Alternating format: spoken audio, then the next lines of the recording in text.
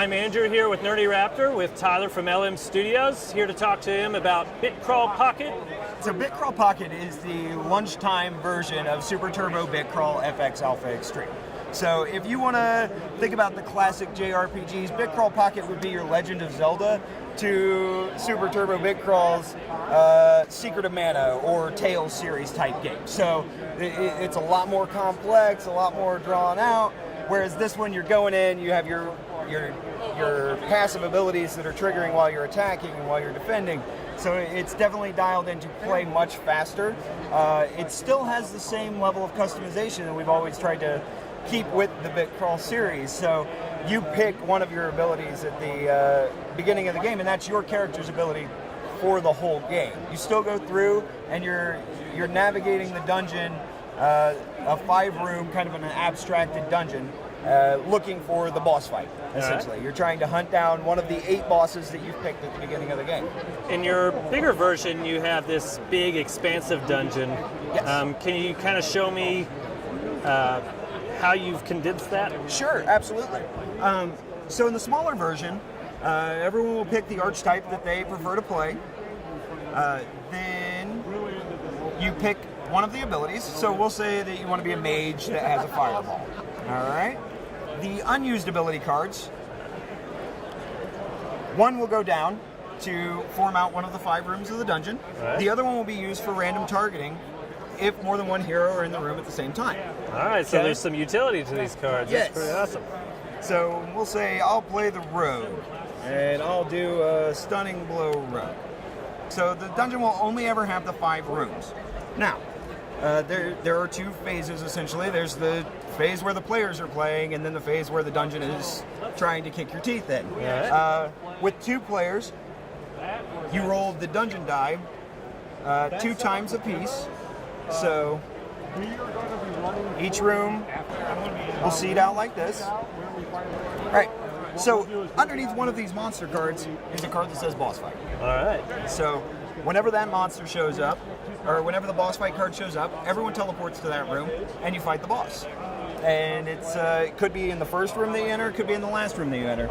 You never reshuffle the cards, so that kind of holds the time zone in there so that it still hits around the 45-minute mark, worst case scenario. So, all right. But yeah, a lot, and similar to the passive or chosen or other auxiliary abilities that you choose for your character, a lot of the monsters in the game also have those passive abilities, to where when they're attacking or they're defending, they have specials that go off as well. So it just keeps the movement going. Mm-hmm. It keeps the movement going. So you would go in here, and as soon as you enter a room, the monsters reveal, and you have 2 actions per turn. Right. So walking into the room counts as one of your actions, so now you have 2 monsters that you now have to determine or convince me to come in and try and take some of this damage as well. But, being the rogue type, I'm going to just go ahead and head over here. I've got my own set of problems, so I'll reveal what's in here. So now we know where the boss fight is. If you can get out of there and I can kill my measly little bat, we can go in and fight the boss. All right. All right. So you said it takes about 45 minutes. It's 5 to 45 minutes. 5 to 45. If we had both walked into this room, we would be at the end of the game. Yeah, right. So, yeah, I mean, it could be the first turn, it could be the last turn, but the last turn with the 16 monster cards is not going to take you that long to get there. But it will always happen at a different time. And in this instance, we've got 2 other nasty monsters that we also have to deal with that are trying to kick our teeth in while we're trying to fight the boss.